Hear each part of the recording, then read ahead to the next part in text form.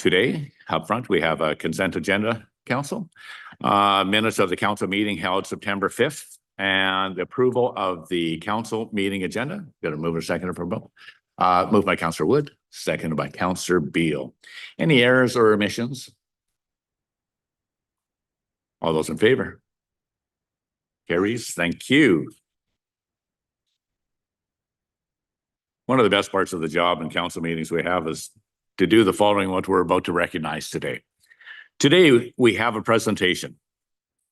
We have a presentation today, and it is my honor to recognize an extraordinary milestone. Today, we celebrate Fire Chief Mark Norris for 35 years of dedicated service with the Parksville Volunteer Fire Department. Chief Norris began his journey in 1990 as a junior volunteer member. In 2001, Mark was promoted to lieutenant, and just a year later, he became the city's first full-time deputy chief with a strong focus on training and development.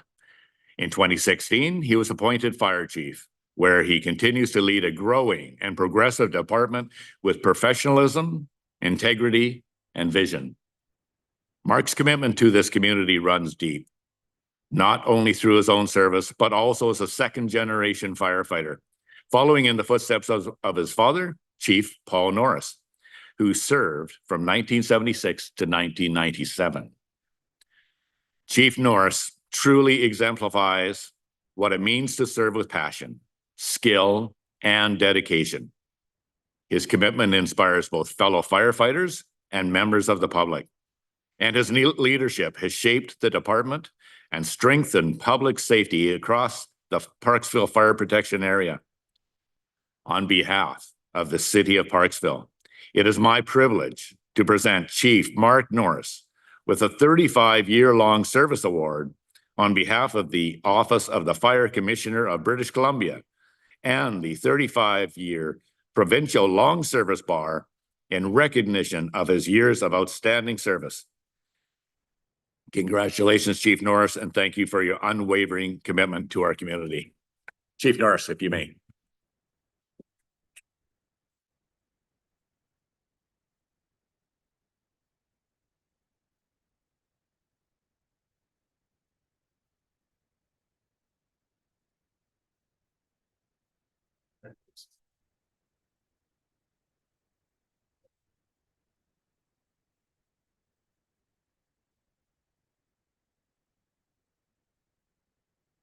It is my pleasure to present the enclosed 35-year-long service award to British Columbia for Mark H. Norris of the Parksville Fire Rescue Department. We would appreciate this to be presented with the best wishes of Acting Fire Commissioner Alistair Cobb. Sincerely, Elizabeth England, the awards coordinator.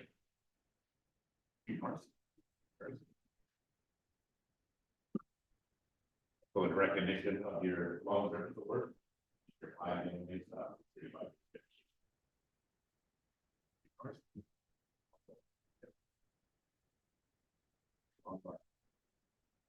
35 years. Thank you so much.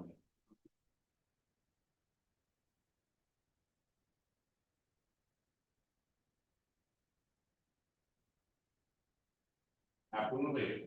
Members.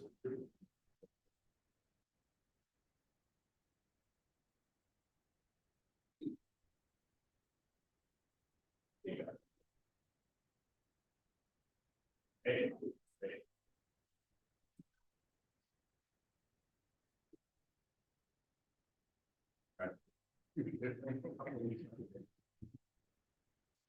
Okay, that's what we do.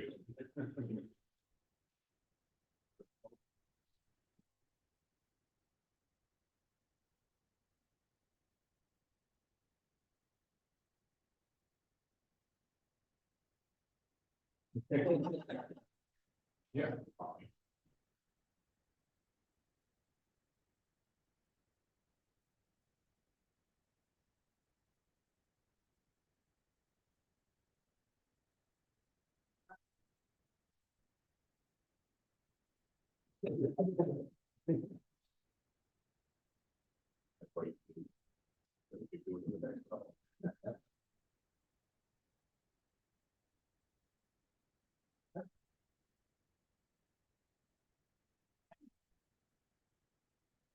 Yeah, that's perfect.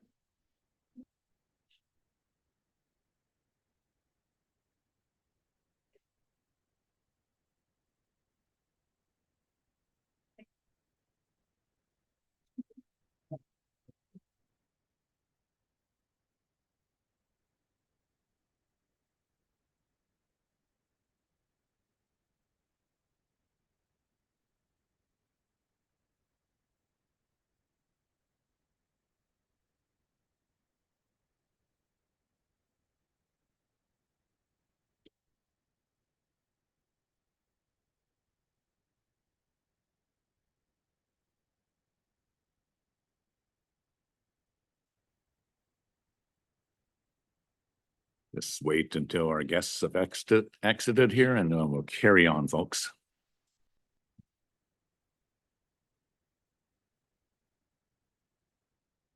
Council, we have two delegations today. The first delegation is from the BC SPCA regarding programs and services update, a presentation by Jay Hill of the BC SPCA to provide an update on the programs and services provided by the BC SPCA. 10 minutes, I believe. Is that anybody in person? Are we? Yes, come on down. Yes, welcome. Welcome. Thank you for joining us.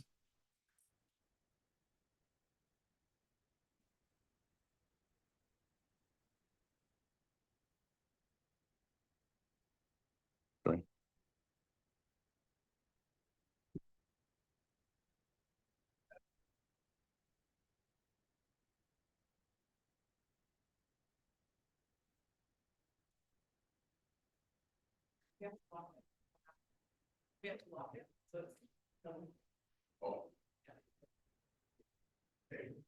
We're able to escape. I see.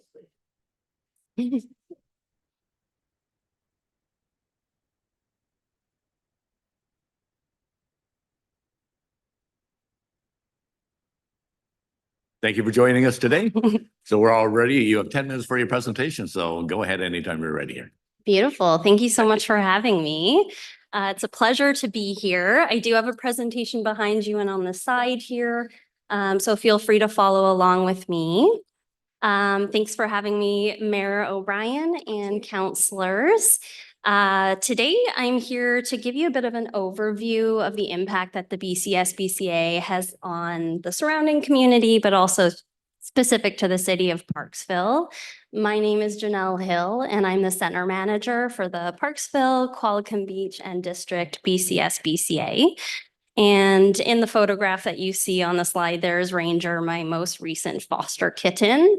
There's actually 3 that came in total, found at 2 weeks old in a parking lot, who I bottle fed for a couple weeks, had many sleepless nights. There was 3 in total. You can tell from the photograph which one was my favorite of the 3 of them. He was adopted last week, so very exciting for me. On to the presentation. I'm going to spend about 3 slides today to talk about the BC SPCA as a whole, give you an update for our vision and mission statements, which have been slightly changed with our new strategic plan that was launched in 2025, organizationally wide. Give you an update on the programs and services we offer, as well as some key 2024 statistics. I'll also go over the nitty-gritty details about our contract services with the city of Parksville, go over some statistics about incoming and outgoing animals, as well as some of the other services that we offer to the community. So our updated mission statement as of 2025 here is protecting vulnerable animals and mobilizing communities so animals and people thrive together. Just a reminder that we are a registered charity, which means we're primarily funded by donors with no ongoing provincial or federal funding. We do operate 31 total community animal centers across the province. There's 7 here on Vancouver Island, 10 if you include the Gulf Islands and Sunshine Coast. There are 2 veterinary hospitals in BC, 2 spay and neuter clinics, and 1 wildlife rehab facility, which is in Victoria. Some of the programs and services that we offer, I'm just going to quickly go over this slide to save some time, but we do offer animal services and protection, outreach and community services, as well as social change.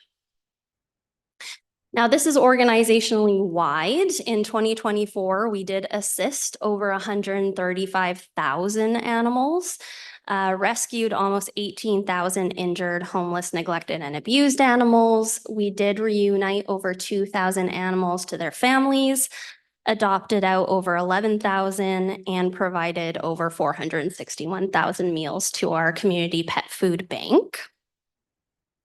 Now let's talk specific to Parksville here and our contract services. As I'm sure you're aware, we do operate a fully equipped animal shelter located just outside Parksville in the RDN. We do have a fully staffed center 7 days a week, but are open to the public 5 days a week, which is Tuesday to Saturday. We do have 3 full-time staff members, including myself. 2 part-time staff members, and then 1 casual. We are very fortunate enough to have about 65 active volunteers that come in regularly to really help support us.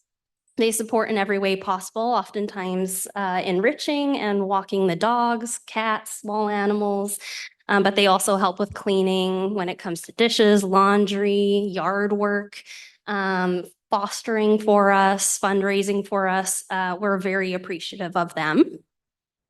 We do receive, impound, and hold stray animals to be reclaimed by their owners. We're contracted in the city of Parksville to take dogs, stray dogs, but we also are taking in stray cats and small animals that are found within the city limits as well, primarily because there's very little support for those animals elsewhere. We do accept surrendered animals from Parksville residents, but also surrounding areas, facilitate adoptions, provide access to spay and neuter services, as well as a community food bank, as well as we sell the dog licenses under animal control bylaw. I'll also point out Gracie here, who's on the slide. She's a beautiful chocolate lab that came to us about 2 months ago. She was an owner surrender. Someone couldn't care for her anymore. She was spayed in our care, had a dental surgery in our care, as well as some biopsies because she had a couple lumps and bumps. She's a 9-year-old lab, and we all know that's pretty typical of them. And she was adopted last week, but she was in a foster home for about 2 months. We were very lucky to have a very dedicated foster parent to keep her for that 2-month period while she was healing from surgeries. So now to the numbers. Over the last year, we took in and cared for about 43 stray and surrendered animals specifically from the city limits of Parksville.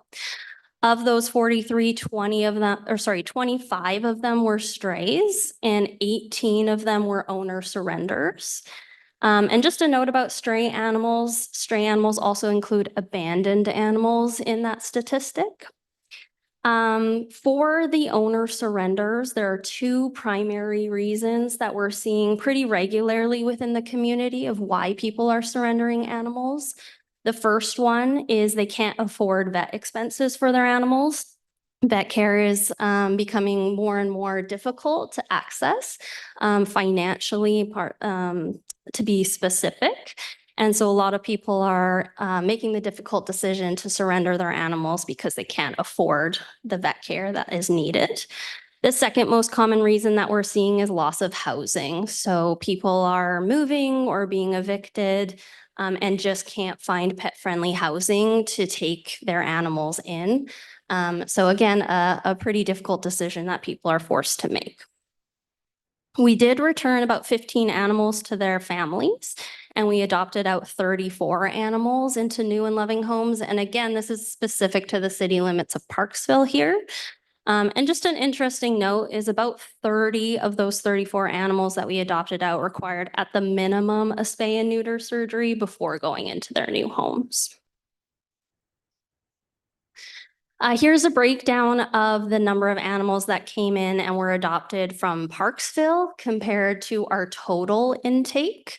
So for dogs, we took in 19 dogs from the Parksville area. Compare that to the 97 in total that we took over the last year. So if you do the numbers, that's about 20% of the dogs that came into our care over the last year were from the city of Parksville. For cats, we took in 17 in total compared to the 176 that we got in total. So about 10% of the cats coming into our care is from the city of Parksville. Small animals, which includes rabbits, hamsters, guinea pigs, rats. We took in 5 from the city of Parksville, 20 in total. And then 1 bird came to us from the city of Parksville out of the 16 in total. So if we join those 2 last statistics, about 17% of our small animals, birds and fish came from the city of Parksville. Now on the right-hand side, we have our total adoptions. We adopted out 82 dogs over the last year. In total, only about 3 of those went to the city of Parksville. We adopted out 154 cats. About 30 of those went to the city of Parksville. And then we adopted out 1 rabbit that went to the city of Parksville. And again, these are residents within the community. And then our last statistic on this note is just about our community food bank. So we did distribute about 904 kilograms of pet food through our community food bank.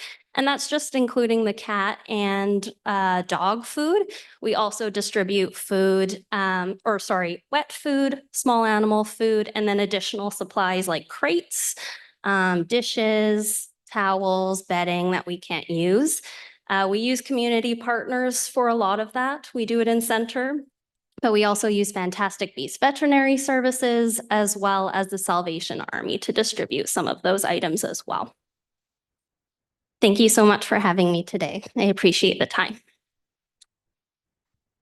Thanks very much for your presentation, Janelle, and thank you for all that you do and your team. You know, it's great to see that these animals are not suffering in our area, and you take very good care of them. And the adoptions is, I guess, a good news story every time around. Yeah, I appreciate that. I'm very thankful for what you do. Thank you. I just had a quick question, Janelle. You mentioned anyways that all your organizations throughout the province of BC have a wildlife rehab facility in Victoria? We do, yeah. It's called Okay. Wild Ark. Wild Art. Mhm. Whereabouts is that located? Yeah. So I don't know the specific address. I can get that. Just roughly, just is it in Souk or is it? It's specifically in Victoria. Okay. Yeah. Leon, do you have? Machosen. Chosen. Okay, Yeah, thank you. Leon is my manager behind me, so. Thanks. Because I remember you used to have a SPCA on Napier. Yes, yeah, that is Yeah, the animal okay. center. That's right. Okay. You got it. So the wildlife, is that picking up stray bears, just wandering around, or is that deer and that type of thing? Could you elaborate? Yeah, it's oftentimes like birds and smaller mammals. Okay. But oftentimes when people find like wildlife that are injured or sick, we get them to call our animal helpline, and then they can direct them to the exact location that they need to go. So whether that be Wild Ark or another facility, I don't believe we take any like large bears or anything like that, but oftentimes it's birds, raccoons, those kind of things that can again be rehabilitated and released if possible. Yeah, there's Little fawns with their spots. Little Oh, fawns there. oh, nice. And a lot. Lots of yeah, raccoons, yeah. We have quite a few raccoons. Yeah, Yeah. yeah. And just a quick note in your adoption strategies and so forth, you showed that you actually had 1 rabbit as well. Yes. So did that participate in a spay and neutering program before he or she got readopted out? You got it. Yeah. So Good we idea. don't take wild rabbits. Those are again referred to organizations that are more suited to take in like feral or Right. wild animals. But we do take in rabbits that have clearly been owned at some point in time or more tame and handleable. And yes, they're always spayed and neutered before being released back into the community. That's great. Mhm. Thank you for that information. Council, any other questions or comments? Go ahead, Councillor Gore. Thank you, Mayor. It's good to be in person for this meeting. Thank you, Janelle, for providing the background of the contract that is between the city of Parksville and the services that you provide. Um, I wonder if, from your experience from the last year, if you can speak to a little bit about the trend in city of Parksville specifically. Looks like a lot of people are abandoning their pets in the city of Parksville, and the adoptions are happening elsewhere, more so than the city of Parksville. I'm guessing a couple of factors could be we have a lot of seniors that live in Parksville. They can no longer care for the pets. And second, I think you touched on the housing. What we are seeing in Parksville is a lot of apartments, a lot of compact housing. Not necessarily all of them are pet friendly or allow pets, but it's also somewhere, as an owner, you would not want to keep your pet in an apartment, even though it may be allowed, you know what I mean? Like you want your pets to have access to play area, a green space and whatnot. Are you seeing the same trend? Are you observing that as well? Like the adoptions in, let's say, is more so in other communities of Oceanside? Yeah, it's hard to say specifically why our adoptions are a bit lower in the city limits than maybe some of the intakes that we're getting. I think part of it is just our surrounding community is included in those numbers. So the RDN just surrounds us, right? And same with Qualicum Beach, and we service all of the RDN as well as the Qualicum Beach area as well. And it's just such a big area and bigger than the city of Parksville. So naturally, there's going to be more numbers going into the RDN just because it's a bigger space and there's more people living there. So I think that might be part of it. In terms of loss of pet housing or loss of housing, as well as can't afford pet expenses as reasons animals are coming into our care, that's really being seen across the province. That's not really unique to Parksville.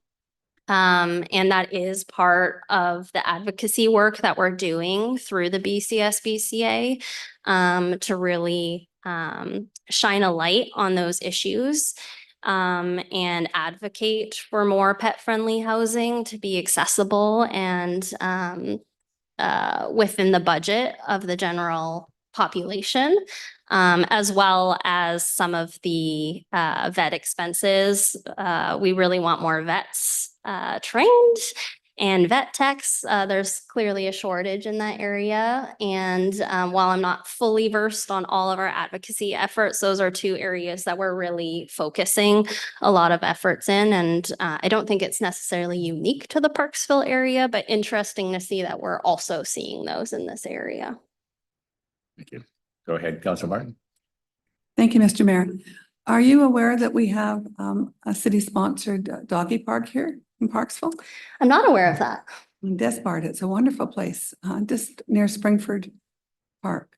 Okay. Yeah, That's Springwood Park, yeah. That's On fantastic. Despard, just up near the Alberni Highway, yeah. Okay, And it's used by hundreds of local people. that's It's amazing. well maintained, grass is cut, everything. It's very good. That's Yeah, fantastic. yeah. And also, I wanted to mention to you, I'm very pleased to hear that you're financially sustained. It's very wonderful. Thank It's wonderful you. to know that that happens here. Yeah, Yeah, absolutely. okay. Thank you. I appreciate that. Yeah. Councilor Beal, go ahead. Thank you, Mr. Mayor, and thank you for the presentation today, Janelle. Really appreciate it. You're welcome. And I'm absolutely thrilled to see that you are such a welcoming organization for volunteers. That must be. I mean, it's one thing to get volunteers, but to have that number, and presumably they're saying, although who wouldn't put a smile on their face walking dogs, right? It might trade off for some of the cleanup chores that also go Yeah. with having pets, having had pets myself for many years. But yes, I'd just like to say really hats off for the incredible number of volunteers that you do have. And I know that our whole community, I think we would implode or collapse if it wasn't for all the great volunteers that do the work that they do. So thank you. Oh, totally. I appreciate you saying that because our volunteers really are the backbone of our community center. We wouldn't be able to do the work that we do without those volunteers, and they're really going out into the community and they're the first ones to jump in when we need help or if an animal needs a walk and we just send them a quick message and they're really spending their free time making the animals in our care happier and healthier. And yeah, we're very appreciative of them. And I appreciate you recognizing them. Any of the first time speak questions? No? Go ahead, Councillor Gur, follow up. Separate question. Thank you, Mayor.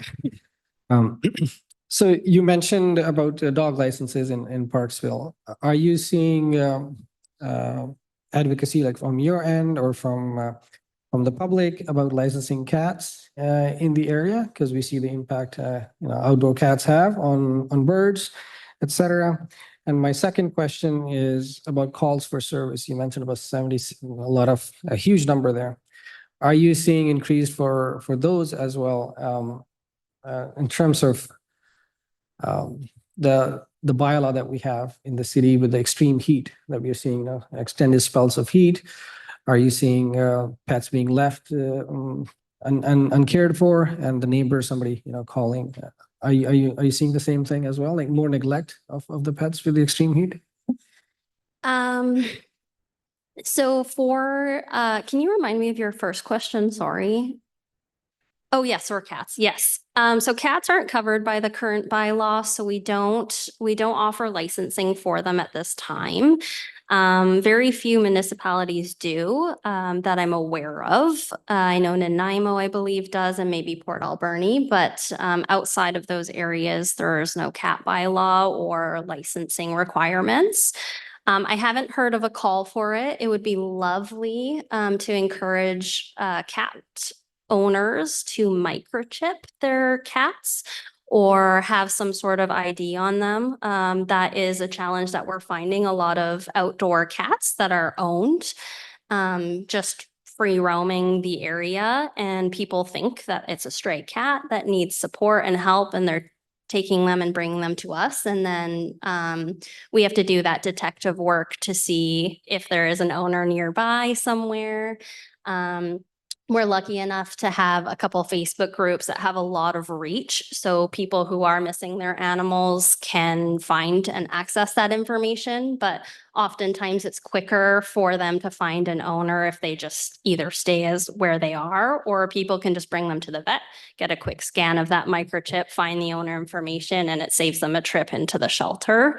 So that would be something that we'd be really supportive of, is just educating people about the importance of microchipping their animals or having some sort of identification on that, whether that be a collar or a tattoo if they're spayed or neutered.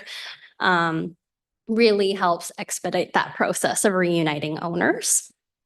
And then when it came to your second question, do you want to remind me again what that one was?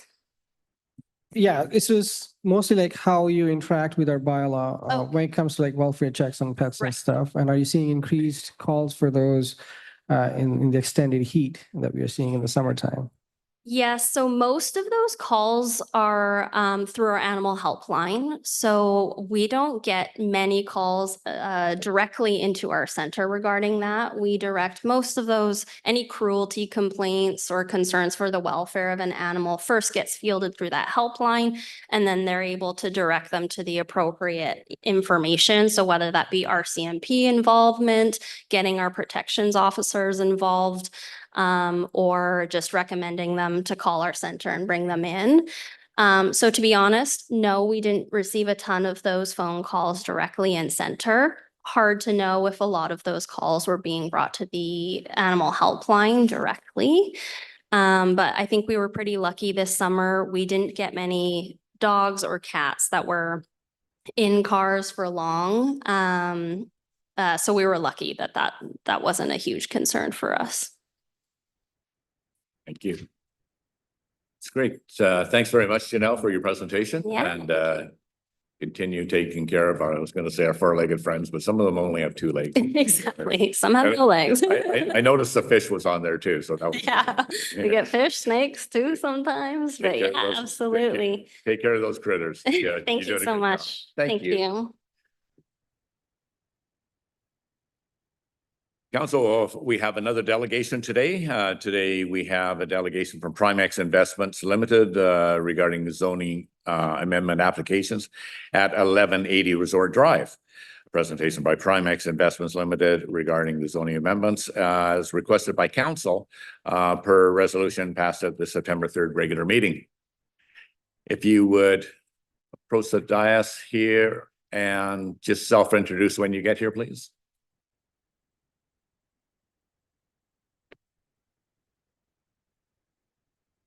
Welcome.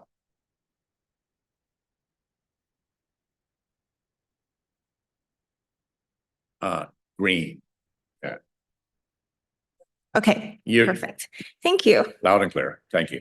Yes, just so that I know what, okay, great. Okay, good afternoon, Mayor and council members. Thank you for the opportunity to speak with you today. My name is Echo Ren.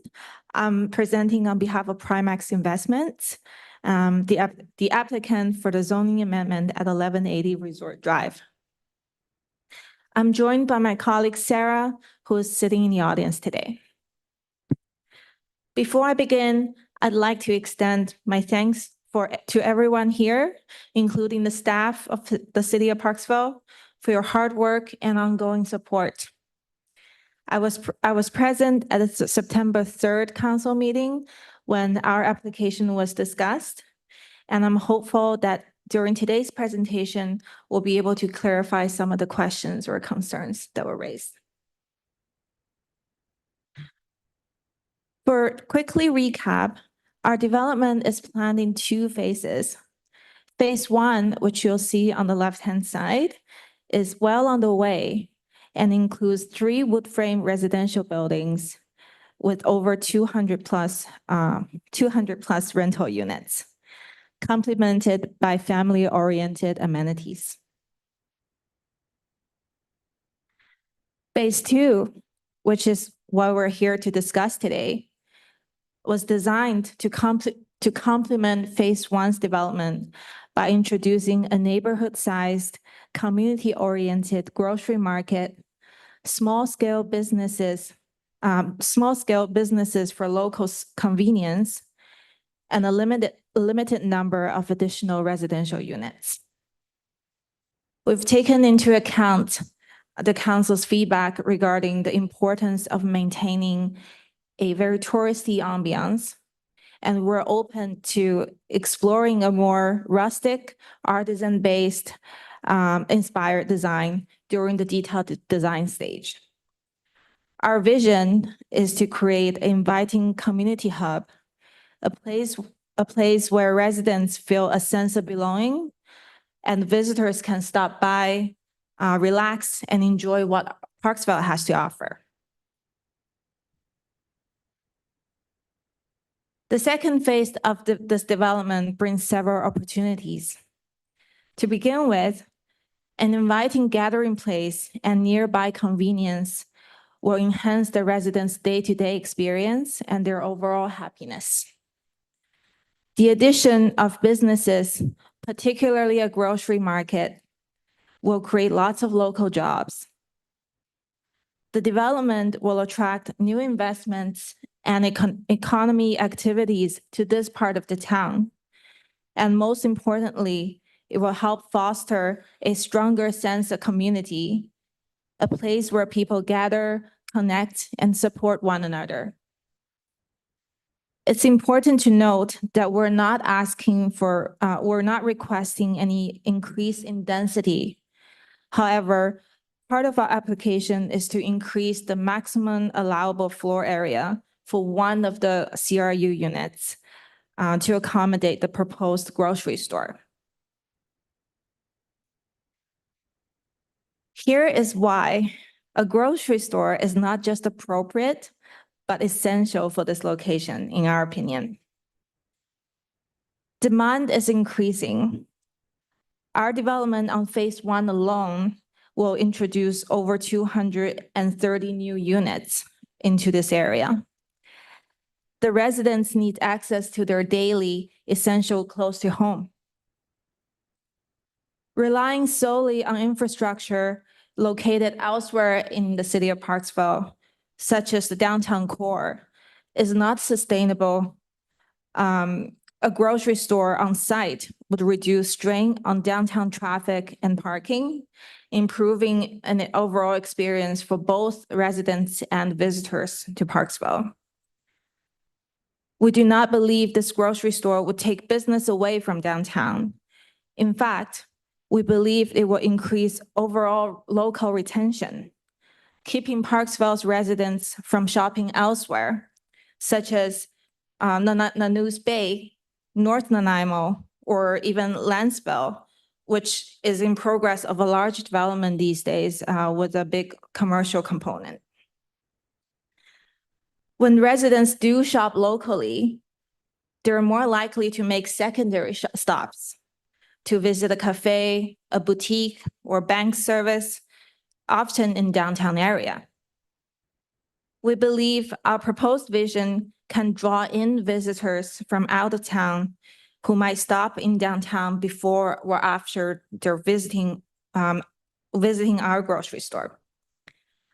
Overall, more local spending stays in the city of Parksville, which is crucial for strengthening the economy for everyone. To be clear, we're not proposing a big box retailer. Our application is for up to 18,295 square feet in floor area, which aligns with the neighborhood scale, community-focused grocery store. For comparison on the screen, on the market, suburban supermarkets typically range from 30 to 50,000 square feet. The Quality Foods on our Bernie Highway is about 52,000 square feet. That is almost 3 times as much of what we're asking for. Choices Market on Island Highway is approximately 22,000 square feet, also a bit larger than what we've proposed. We believe our proposed size fits well within a warm, rustic, artisan-inspired design, with an emphasis on local products and community gathering. Our retail broker, who is helping us identify a suitable operator, has confirmed that most major grocery chains requires at least 30,000 square feet, with the lowest being around 26,000 square feet of floor space. Our more modest size reflects our commitment to a local community-first approach. At council's previous request, we've hosted an open house back in July, which was very well attended by the public. Shout out to Councillor Martin. It was really nice to have you there. It was our pleasure. And thanks for showing up and supporting the event. At open house, we received a great deal of positive feedback, particularly from residents who welcomed the idea of a walkable nearby grocery store for their day-to-day shopping and needs. With phase 1 construction well underway, we're excited about moving phase 2 forward, a key step towards realizing our vision of a welcoming, connected community for the surrounding residents on Resort Drive. Thank you very much again, Mayor and Council, for your time, your support, and the opportunity to speak in front of you today. I'm here to answer any questions you may have. Thanks very much, Echo, for your presentation, and we appreciate you taking the time, out of your busy schedule anyways, to come and help out with some questions that have come up from our community as well. Yeah. Your development has taken us pleasantly by surprise in that area, because it's created a lot of excitement with our community, and we're very pleased. But it's also created a lot of excitement with our surrounding communities as well, such as River's Edge development, as well as Nanoose Bay, which has also been very supportive of a grocery market in this area on, as we say, this side of that side of the Orange Bridge, which is great for anyways for reducing the amount of traffic going up with that bridge. As well as that is that the Resort Drive itself has the largest number of short-term rentals anywhere here, which are now being used more frequently for the snowbirds and so forth that are coming from the rest of Canada and actually staying here in the area and a Resort Drive and those short-term rentals, and which has been a real bonus. But they would also like to have the opportunity of shopping locally where they actually can walk to the grocery store. I do like your application to or your presentation suggesting an artisan style market, which is great. And with your grocery market at 18,000 square feet, it will allow enough room for other services provided and so forth, like the coffee shops and so forth. As you've mentioned that this could be a community hub, which is very needed at this particular point anyways. And that would be a great feeling for not only for the people that live there and your residents in your 200 plus rental units, but for the people in the surrounding area, a community hub for them where people can get together. And a lot of people in short-term rentals are here for the same reason. They're from somewhere else. But if they have a community hub that they can all get together for coffee and so forth, I see all sorts of synergy with that process. And I welcome that. It becomes a more sustainable development. So that's it for the comments from myself, Echo. I think we covered everything that I had concerns about. I'm going to open it up to the floor to council. Any questions for Echo? Well, she's here right now. Council. Councillor Grimes, go ahead, sir. Thank you, Mr. Mayor. And thank you to our delegation for coming today. Really appreciate you taking the extra time to do another presentation to council. As the mayor has pointed out, that there's quite a little bit of discussion in the community around this project, especially since the cranes are quite prominent when you come into town. So it's a little bit of an unusual sight in Parksville to see that. And so I think a lot of people have questions in the community, some of which you've addressed the answers to already in this presentation and previous ones, but I do have a couple more. So I guess maybe if you could speak a little bit more around the vision for the commercial aspect. I've heard some great keywords. The mayor mentioned artisan style market. I also heard gather, connect, and support, which is great keywords to hear. But in terms of the commercial aspect of this, can you expand a little bit on the vision and the number of individual units you would anticipate? I understand that that will be depending on who comes in, but just I'd love to hear the vision as from Primex perspective on that. Yeah, for sure. Thanks for the question. So obviously we talked a lot about the grocery market, which is one of the kind of focal point of our main vision, mainly to provide the convenient shopping for the community. We do have with our vision some smaller CRUs included with our the kind of concept drawing that we shared earlier. So in addition to the grocery market, it will be regular sized within the bylaw. A number of, I would say maybe around 8 to 10 small business spots in the two buildings kind of next to the grocery on the ground floor. And we're envisioning, we'd love to have like cafes. And I think in one of the slides, it shows a barber, like initially we actually even wanted like a small brew club pub, but, like you said, it's all part of, the journey forward, like who we speak to as our tenant. But yeah, we very much intend to create like a walkable vibe for the community so that, if anything for our phase 1 residents, they can go over and there is like a bit of additional amenity for them. Follow-up, go ahead. I mean, I have a few questions, so I don't know if it's a follow-up or, Go ahead. okay. got I don't want to dominate, so, but, okay, great, thank you. Can you speak a little bit about the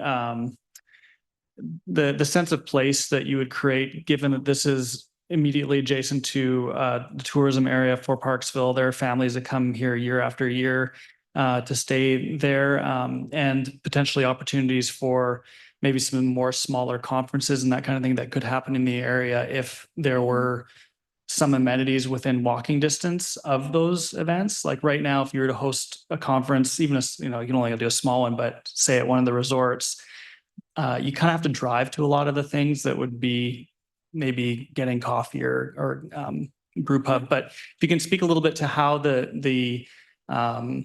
how you envision the access in and out of the area and within it. So for that kind of purpose, given that it's a tourism area as well. I understand you've mentioned the adjacent 3 units, the 230 long-term residents and the rentals there, but also recognizing that there's resorts within walking distance as well. How do you see that? Yes, I hope I understood the question right. But right now, say if you were to host an event in our area, for our open house, for example, we went to the resort, one of the resorts. It's indoors, and it doesn't have the access to like the general public. Was our vision for the second phase. I personally don't believe there is kind of an indoor space where it would be like a meeting or conference or gathering space, but it's more the ambiance that we want to provide with our landscape design and overall site layout down the road. You know, we're envisioning a lot of outdoor sitting area. You know, hopefully, you know, these days parking is always like a tricky point for developments. But if we could figure out parking in a smart way, you know, to create a little bit of a center courtyard area for like an outdoors gathering space for, you know, the local community. That's kind of where we're going for with our next steps of design. Yeah, maybe just to clarify, I guess what I'm wanting to make sure is that you're aware of the complementary role that this project could play with the existing what's already there in terms of the tourist accommodation and the potential for gatherings and conference type gatherings, so that people can easily go in and out of what you're proposing that from the other resort area, like the resorts that are nearby. That's kind of what I'm getting at, that hopefully you're developing in a way that's mindful of the flow between not just your adjacent property, but the entire resort area. Yes, thank you for the clarification. We obviously we're not really at the detailed design stage yet, but it is our vision to not just serve the phase 1 residents. We are targeting a wider audience, including the people from the resort area. So that will be heavily be part of our consideration when we go into the design. Thank you. I can pass the mic now, but I just want to mention that I do recognize that we're looking at a specific item around the zoning now, but having you here today is a great opportunity to ask some of these additional questions. It's more general in nature, so I'm letting it go wherever you want to take it. Go ahead. Yeah. Councillor Martin, you're next. Yeah. Thank you, Mr. Mayor, and thank you, Echo, for coming.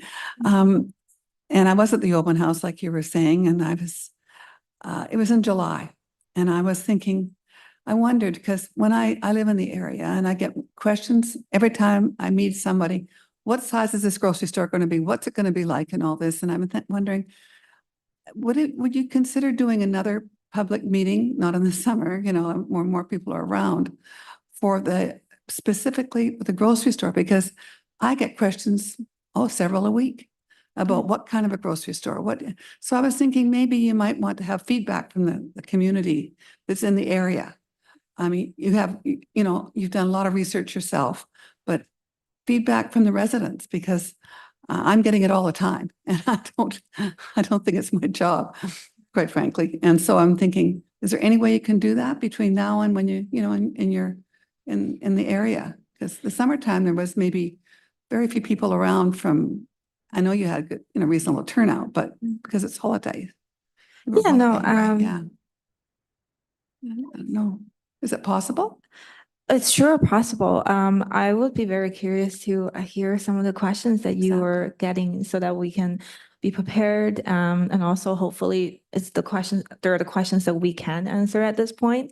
Because I know at the end of the day, most people would just want to know what operator is coming in. And we don't really have that, No, figured out yet.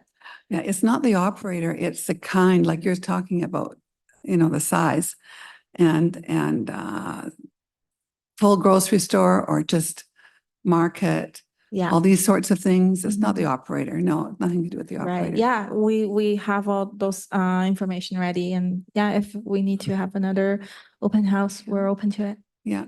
Yeah. Okay. Or if you can't, send me some information, please, more information, what you have. I would appreciate it. Yeah, Yeah, for sure. thank you. Yeah. Thank you very much. Thank you.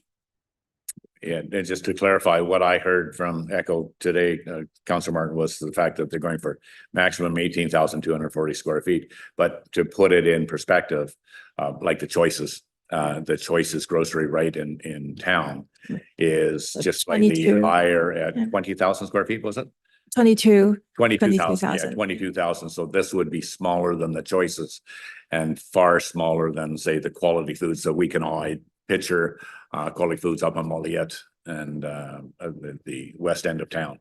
So size wise, that's what the type of grocery store, the questions I had is like, yeah, people want to know who the operator is, but when by describing it as an artisan based grocery market, that answers a lot of questions. That's what I can tell a lot of people that have inquiries to me. What type is it going to be, type of thing. It's, you said right in the very front, you're not looking for another big box retailer here. You're looking for something, more artisan, more community based. Yeah, exactly. There's according to our realtor, there's only a handful of those grocery retailers that are willing to entertain the size that we're proposing. So it really narrows down the pool of who might be coming here. Great. Thank you. Councillor Gore, go ahead. Thank you, Mayor. Thank you, Echo, for giving us a little more information on this project. There is a lot of questions, as you know, in our community asking about the type of grocery stores. People are already asking, would there be a country grocer? But I'm not sure if you're quite sure yet. My question is, since you're asking for an amendment to the zone to allow a larger commercial space, it looks great. Like looking at the graphics and everything looks awesome. But would there be enough space, looking at the lot, to have that gathering space and the community courtyard, whatever that you talked about? I believe if there is more coverage, that perhaps the opportunity for a sizable courtyard gathering space may be diminished. Can you speak to that? And I'll ask my last question as well. Like, are you also speaking with the Downtown Business Association? So there's consultation with them as well. So you are actually complementing and not taking businesses away from our downtown businesses. Thank you. Yeah, to answer your first question, we kind of had a little model for test fit of the density, which we got the feedback from councillor that it was a little bit too strip mall look like, but that was essentially what we've done for like our due diligence in terms of whether the size of the grocery would fit along with the smaller retail business that we're envision. So they definitely do fit on site. Not to say that the concept drawing is perfect, because they never are, but we're confident that we can figure out a flow to make it work. In terms of the kind of the landscape design and, carve out a space for a community gathering. As I was mentioning before, there is a, with every development, there's always a challenge, like a push and pull for, all the elements that we want to fit on site. The biggest, I guess the biggest puzzle that we need to solve will be parking and how we kind of lay out the parking so that there's still, it doesn't give that, kind of a drive in and a mall, out mall vibe. It still provides this walkable ambiance. That is something that we're committed to look into next. For now, I believe you've seen the draft where the parking is all on surface parking, and it kind of looks a little bit, dare I say, depressing, because It was basically, we needed to know what's the bottom line that we will be able to make it work if we don't have the opportunity to go underground because of the increasing cost these days. So all of those, I'm sure will be, taken with way finer, to in our next round of design, which hopefully, you'll be pleased to see.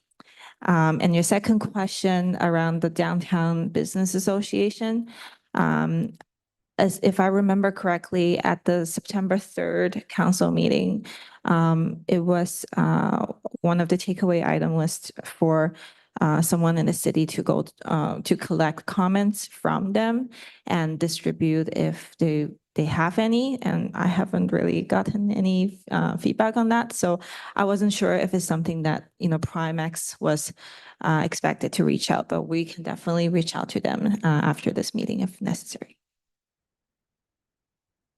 Thank you. Councillor Beal, go ahead. Thank you, Mr. Mayor. And thank you for the presentation. I have a couple of questions. One of them is that if with the proposal for the increased size of the larger building and thank you for providing it in square feet, actually, for this particular purposes, that's what I had in mind. But with that amount, would that in fact have you reaching the maximum density for that would be allowing over the whole property? I'll have to take another closer look, but when we were putting this proposal together, I was under the impression that we will not be exceeding the maximum residential or commercial density for the overall site. There is, today we're mainly talking about the grocery market and its size. That's the second part of our application. The first part was to allow the calculation of the density to be calculated based on the whole site as opposed to each lot to kind of facilitate what we have envisioned. So with that, assuming that first application is approved, we will not be asking for any more density for the overall. Okay, yes, okay, thank you. That partially, I was not assuming that would exceed the amount. What I was wondering is if that, like where that number comes from, like the 18,295 square feet. And I'm guessing that would in fact bring it up to that allowable maximum, assuming that one could calculate density over the full amount. So that's, I guess, what I was wondering. But to go on, and again, I kind of come back to my starting point being, where does that number come from? I will tell you that I'm certainly not against having some sort of a grocery store in that area. I think for many reasons, it's absolutely the right thing to do. People can walk, all of those things. But I very much want it to be right sized. Yeah. And for a tourist area, I think that smaller is nicer. So not too small, but right size. Yeah. So following your earlier presentation, I've discovered that there is, of course, a specialty publication called Canadian Grocer. And I've been looking up, putting in, what's a neighborhood size grocery store. And I often get 10 to 12,000 square feet. 10 to 15,000 square feet, some going as low as 8. And in some cases, they do mention some much larger, quite a bit larger. And so my guess is that might be a neighborhood grocery store, someplace in a highly urban, towers all around, and that the neighborhood grocery store would in fact be much larger than anything we'd see here. So I know that I appreciate that Choices, for instance, is smaller, or sorry, just a little bit larger than, but I certainly wouldn't want to see something that looks like that, feels like that, and is that size in that area, that's a grocery store. That also includes a full pharmacy, including a pharmacist on site, and it's very expansive. It doesn't feel cozy. One of the interesting articles that I read in the Canadian Grocer was that the trends were going towards smaller, slightly more compact grocery stores, and that they gave a nicer feel to it. So that is, so if I again go back to that 10 to 12,000 or 15,000, I'm thinking, so you're asking for 18, or Primex is, but why not 15,000? And then I have to wonder, and if there was something like 15,000, which is still a pretty good size, from what I can tell, we have a it seems highly successful grocery store in our town that is certainly smaller than that, that offers a huge range of things, including a deli and bakery and so on. Not a pharmacy though. But if we went to 15,000, then that would free up presumably another 3,000 square feet where one could add to that gathering space, or perhaps add an amenity where children would actually feel welcome. If people are going with the groceries and here, kids, you can climb on this or look at this, or a piece of art or a place for it. So there are some other opportunities, whether it be easier to fit in that parking or something else. So there's two parts for this, for me. It's getting it to right size. And you can probably tell I'm not comfortable with the 18,000. I think that sounds just awfully large. But I do want to see a grocery store there. I really do. And the other thing is I would like to see the smaller footprint. I would like to see developers come in and not necessarily build out to that maximum density. So then in fact, there would be greater space for, whether it be green space, whether it be something that attracts people. And, and presumably it could still be done in such a way that it does allow the developer to recoup all those costs and those risks that go into it. So again, why not 15,000 square feet? Yeah, I'm glad you mentioned it. Thanks for the question. I can go on and on about this subject, actually. So first of all, why 18,295? The truth is, I don't know exactly how we landed to that. That sounds like a very specific number. I agree. But I was debating whether I included this in my original presentation today.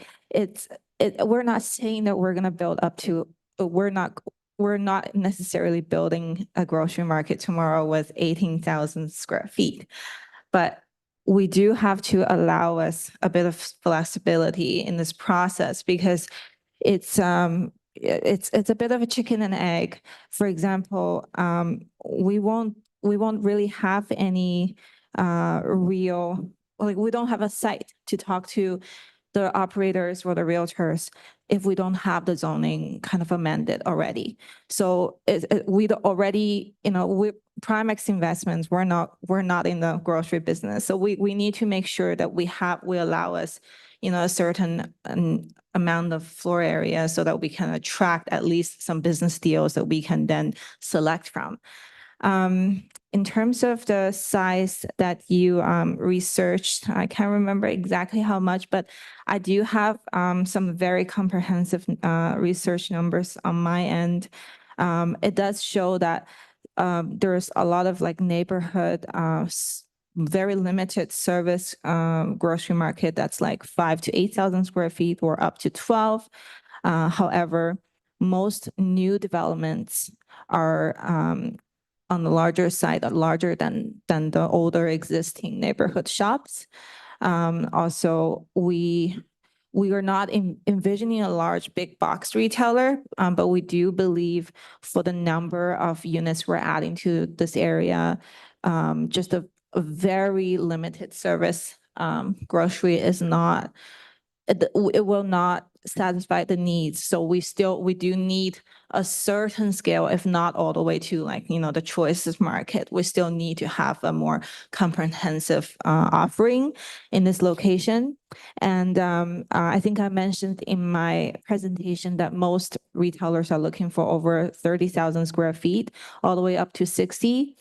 That doesn't even include, just to put numbers in context here, the bigger, the like really, really big and, non-cozy, opposite of cozy, discount grocer like Costco or Superstore, they're all like 60 to 100,000 square feet. So we are, I appreciate the 18,000 square feet sounds very intimidating, if you're not thinking about just thinking about the number. But when it comes to grocery store, I myself was pretty surprised of like just how the scale and the size plays into this. Thank you. Go ahead, Councillor Wood. Thanks, Mayor. Thank you very much for your presentation. Thanks for coming back in front of us. We really appreciate it. We appreciate the long-term rentals that you're building. The province has made it very clear that they would like to see more long-term rentals, especially in our area.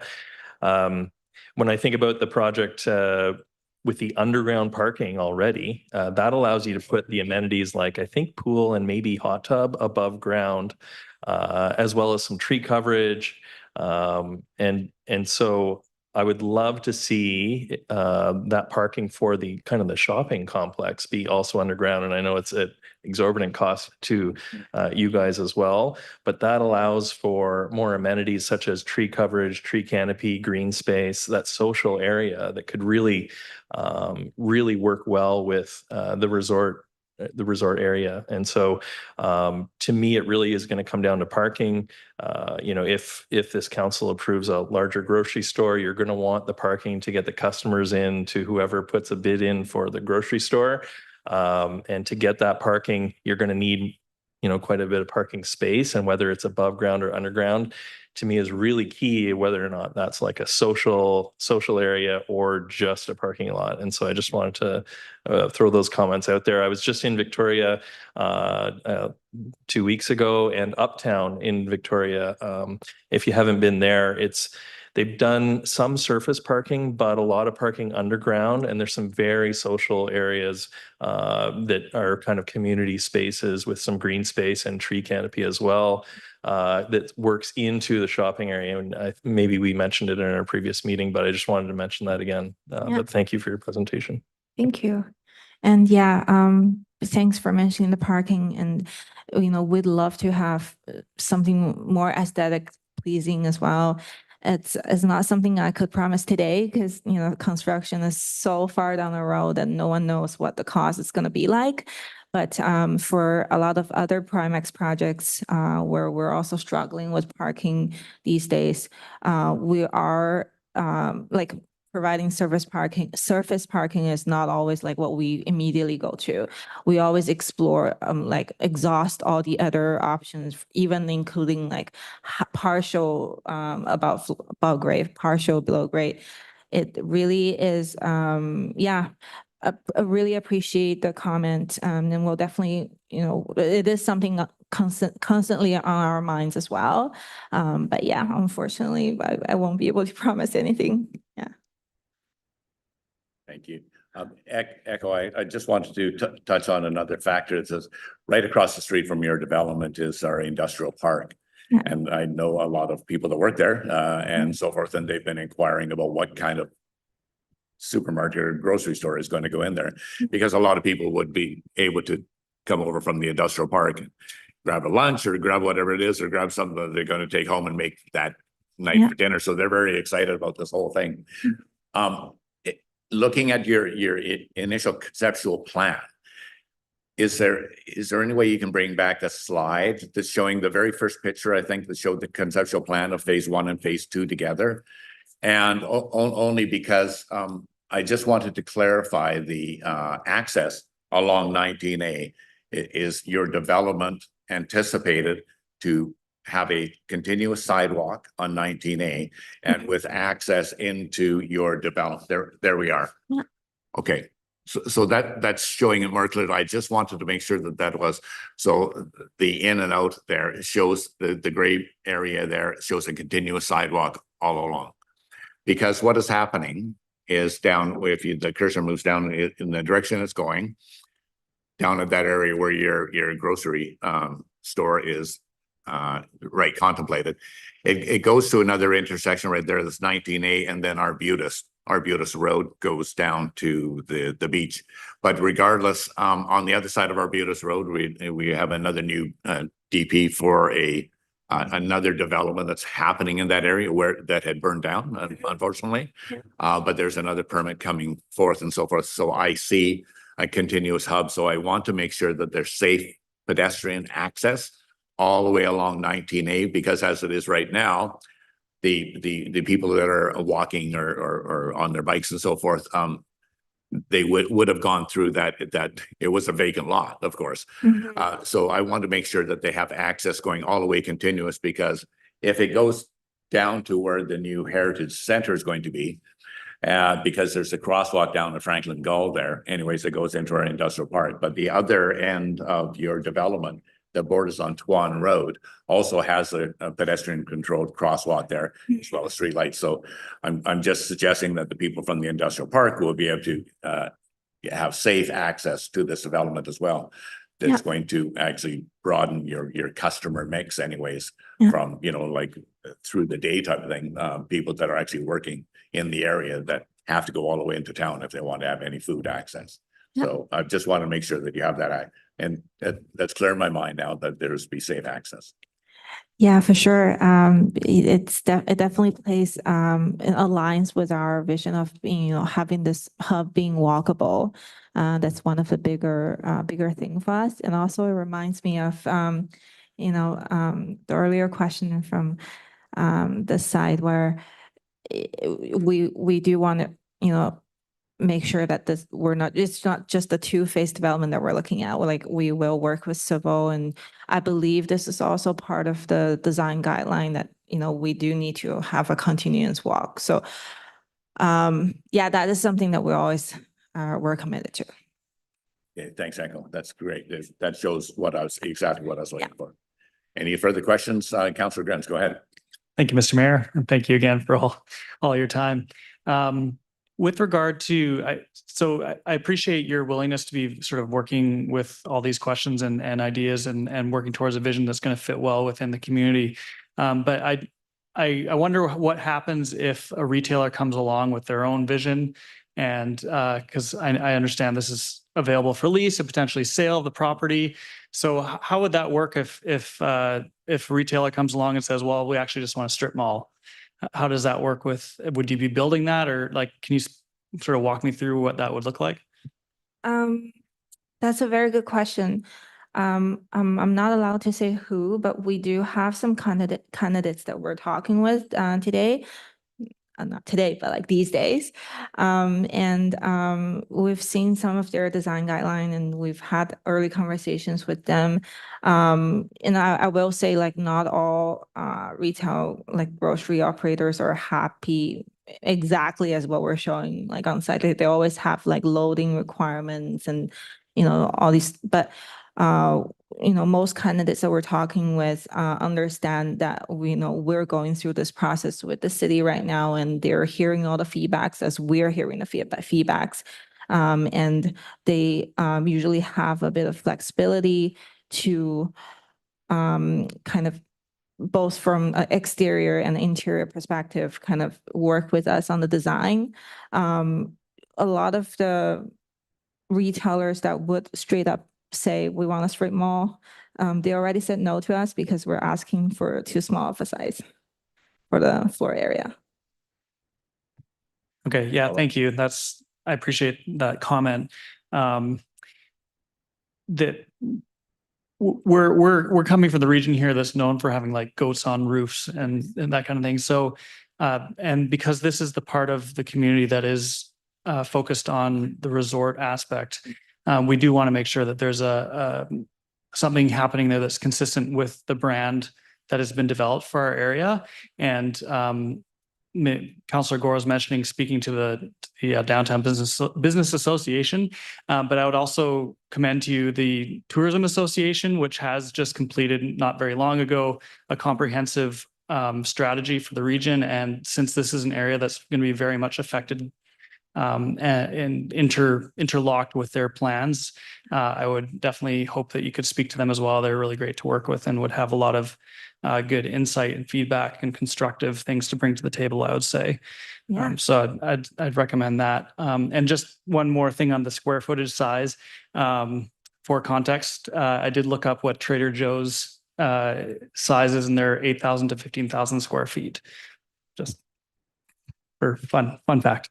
Go ahead, Councillor Martin. Thank you, Mr. Mayor. I was just wanting to, and thank you for all this effort and patience here. Two things, reiterate what Councillor Beal shared, because she really goes into the weeds, what I say, the details, and also what was just mentioned here, and smaller is better. Really, from my perspective, living in the area and walkable, which is great.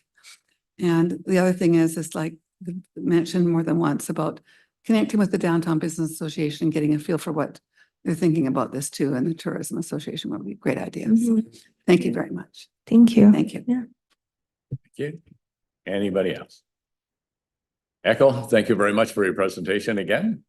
I really appreciate it. I think we have a motion coming up, and we have a motion on our agenda here today, folks. It's okay, Echo, you can take your seat again. Thank you so much. Yeah, thank you. Council, due to the postal service disruption, staff have advised that we need to cancel and eventually reschedule the public hearing for 1180 Resort Drive, which is currently slated for October 20th, pending the ability to meet legislative notice of requirements. So now the Canada Post strike has taken this away from us because we can't get the notices out in time because there's no way of getting to it. So I'm going to ask for a mover and a seconder for the following motion. That due to the current public postal service disruption, the public hearing scheduled by Council Resolution 25173 for Monday, October 20th, 2025 for zoning and development amendment bylaw 2025 numbers 2000.155 be canceled and rescheduled by way of council resolution at a future council meeting, subject to the city's ability to meet all legislative notice requirements. I've moved in a second for that. Moved by Councillor Wood, seconded by Councillor Martin. Any further questions or comments on that? You understand why we're put in this position. We have to cancel because we can't meet notice requirements. Thank you. All those in favor? Thanks, Council. That's great. So that will, it's not canceled indefinitely. It's just delayed, and so that we can meet the requirements. Great. Thank you very much. Carrying on, Council, we have two items of correspondence on the agenda. The first being the Regional District of Nanaimo Regional Parks and Trails Service Regional Parkland Acquisition Loan Authorization Bylaw number 1961.2025. Do I have a mover or second for the recommendation as noted? Moved by Councillor Wood, second by Councillor Beal. Any further discussion? Yes, go ahead, Councillor Gore. Thank you, Mayor. And through you to our staff, I have a question about the $21 million loan for this acquisition of the parkland. Is there a breakdown of the apportionment for City of Parksville on this loan? Director of Planning, Mr. Russell, do you have that information available? Councillor Wood, could you not recall for Hamilton Marsh, was there not a breakdown for apportionment at the RDN? You don't recall? Yeah. I don't think we have that breakdown as such. Go ahead, CAO. Thank you. If I may, through Council Gore to Council, we don't have that information until we get the requisition. So we wouldn't have that at this point unless it was provided at the board. Thank you. Just to clarify, I want to know like what I'm approving and how it's going to affect the taxes of City of Parksville residents. Maybe, I don't know if the RDN reps would know, but typically the apportionment for park acquisition, is it based on, I'm not guessing it's based on usage, but is based on populations? Like, do we know how it works? And it's very complicated with the RDN, with all the different services. Good afternoon, if I may, through to Councillor Gore. Thank you, Jeff. I believe that the Regional Parks and Trails is a parcel tax on the requisition.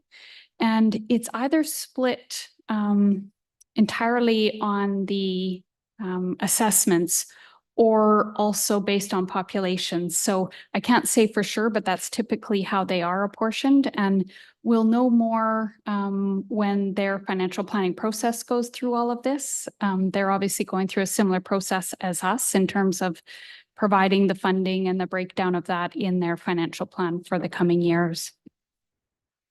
Thank you. No, I'm Yeah. definitely in favor of acquiring more green space, more parkland as we grow as a region. Hopefully, we can see some regional parks acquisitions in the ocean side as well, which will directly benefit our population. Thank you. Thank you. Yeah, go ahead, Councillor Wood. Thank you, Mayor. The other contributing factor, of course, is that the deal doesn't go through unless there's $7.5 million of contributions. At least, I'm going to add at least $7.5 million of contributions because the rest will be coming from property taxes. So ideally, we get more than $7.5 million contribution, and then the number that we're talking about here for the city of Parksville goes down. Thank you. Right.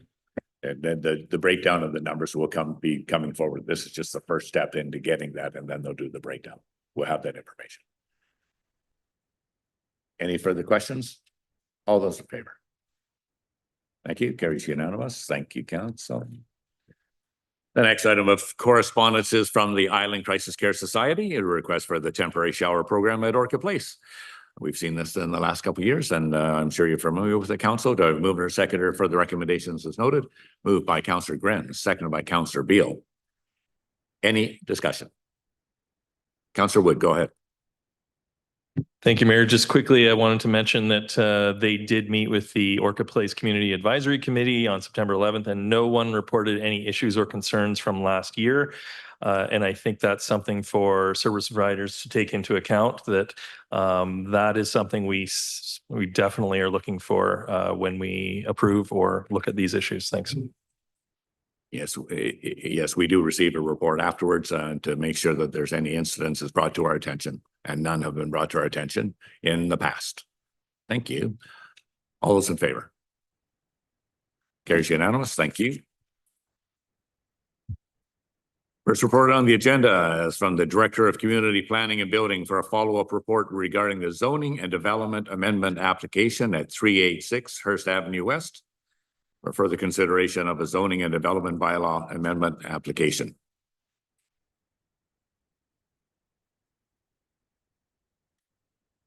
Do I have a mover and a seconder for the following recommendation, which I don't know if in your package you have the recommendation, the number 3, if you can confirm, Councillor Beal, that you have 3 that due to the current public postal service disruption, do you have that in your package? Thank you. Okay, I won't have to explain it again. Thank you. For the same reason with the, unfortunately, with the Canada Postal strike. So do I have a mover for second for the recommendations as noted? Moved by Councillor Martin, seconded by Councillor Beal. Any further discussion? Go ahead, Councillor Beal. Thank you, Mr. Mayor. And just to absolutely clarify, you know, for anyone who might be listening out in the audience world there, that this basically just delays this, it brings it forward, and that there will still be time to look at those comments, that it will be considered later on. And so it has not gone to first reading or anything like that. Right. And thank you. Maybe, yeah. So I'll read that out. The number 3 that may not be out in the public's knowledge there, that due to the current public postal service disruption, that staff be authorized to place zoning and development amendment bylaw 2025 number 2000.157 on a future council meeting agenda for consideration of first reading, subject to all legislated notice of requirements being met. So that's what that was all about once again. Mayor, Councillor Gore, go I would ahead. like to vote them separately, individually, please, the recommendations. You would like to vote them separately? Yes, okay. So I'll read it out then. For the first one.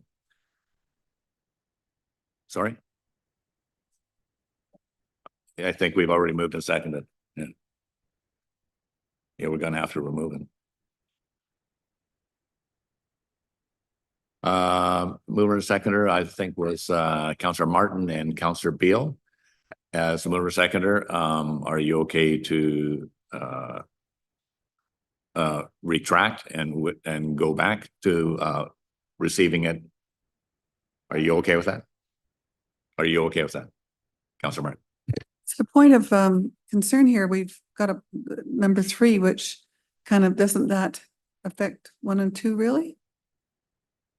When you think Well, about it, I don't know. I guess we won't know until we get Councillor Gore to talk to any one of them. Can you not speak to what you're carried about? Even Yes. though it's all 3, why does it have to be split out? Yes, thank you, Mayor. Thank you, Councillor.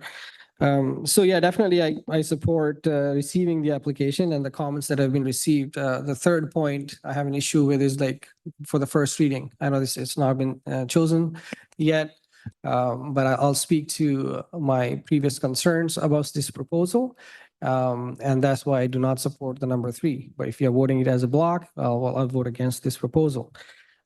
We have received several comments, Mr. Mayor, as you've seen from the neighbors, and that was my concern when this project first came forward about the density that's being proposed, about the number of units in that corner lot and the impact on the neighboring properties. We all have received the written comments. I've had conversations over the phone with some of the residents.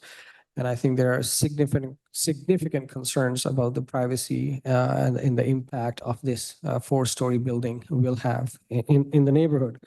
Through you, I have a question for staff, if I may. Mr. Russell, I see that this is currently zoned, yes, this is currently zoned RS1, but in the OCP, this is a designation for a multifamily.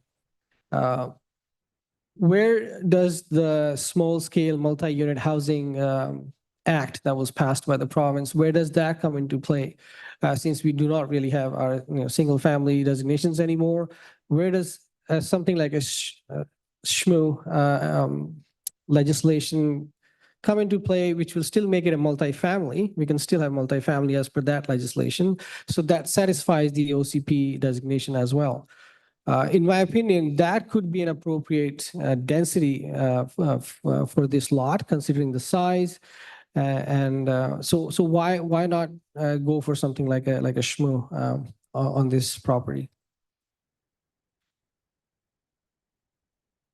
If I may, Mayor, through to Councillor Gore, I can't make the decision for the landowner on what project they wish to proceed with. Certainly under their current zoning, they can have a duplex on the property. To go beyond that, the OCP does support higher densities under the multifamily residential OCP designation. So whether a specific proposal is the right fit or not is ultimately council's decision based on the merits of the proposal and the specific property. But the OCP vision in that specific area is for basically our highest density residential use. But obviously there are varying degrees to what that might mean on a specific site. Do you want to follow up? Mike? No. Does 1 second, please.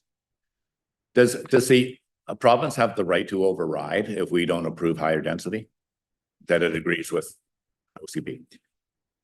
If I may, Mayor, through yourself, at this time, they certainly do not. However, we are our existence is strictly at the liege of the province. So they could decide that local governments don't exist tomorrow for all I know. I don't think that's the case. And at this point, they haven't directed that, but we live in strange times. But yes, thank you, Mr. Russell. But in other municipalities, we've also noticed that they put a number of requirements for the amount of housing units to be done in their communities with this. And so if we do not continue to grow as we have our amount of housing units, then we could get put on, as we affectionately call, the naughty list by the province, which could actually advise us that we must approve more. Yeah. Is that not correct? That is entirely, if I may, that is entirely possible. We are required under legislation to establish the capacity for our predicted growth. We do have to have housing targets, and it's part of our future official community plans that's based on those growth parameters. That forms part. So that will form part of the sort of overall concept. But at this point in time, there's not a specific, thou must upzone a particular piece of property. Yeah, go ahead, CAO Kaler. Thank you. Through you, I'd just like to clarify too that there's case law and then due process that when an application is submitted, we must process the application and bring it to council. So these are proposals from the owners of the property, not from city staff. And so we are required to provide technical information, but council is required to adjudicate that and make the final decision. So you can't, as a council, refuse to consider someone's application or delay it unnecessarily to the point where you're kind of refusing it in some ways or not moving it forward. So the reason why we're asking for the change with the first reading is because we are required to do legislative notice, which requires delivered notice, and we can't do that very easily without when the postal strike is happening. We are forbidden from having a public hearing on this property because of provincial legislation. And so just to echo what was mentioned there, everything that we do is delegated authority from the provincial government. And we have been advised we are going to be getting housing targets next. So there's been 10 communities identified and we're one of those. Thank you, CEO Kaler. Councilor Beal. Thank you, Mr. Mayor. And I believe our CAO has addressed my questions and concerns, but to voice them anyway. My concern was that there are, in fact, legislative notice requirements. And so with that in mind, if that's the case, then it seems to me that we need to allow for that. And nonetheless, it would then come back to council before even first reading. So there's certainly an opportunity to look at all of those things. I would, though, like to briefly address, I think some of the comments that our mayor made, quite true that we need to be very mindful of our numbers and our targets and so on. But we have received an interim housing report from our director of planning. And there's a lot of very good information in there, including the type of housing that we need. So that is not laid out specifically by the province, supposedly understanding and appreciating that council knows our community better and that we make decisions around land use and the type of housing that might be going in there. So I'm very mindful of that. It's a document I like to keep in my briefcase and pull out and have a look at, along with other reports on the type of housing that's needed. So I'll leave that at that right now, but it's not just about getting more. We're actually getting a lot of rentals still coming on. There are other developments that have been approved that are either being sold now, pre-build, and so on. So this isn't the only one, and it's a fairly small one at that. Any further comments? All those in favor?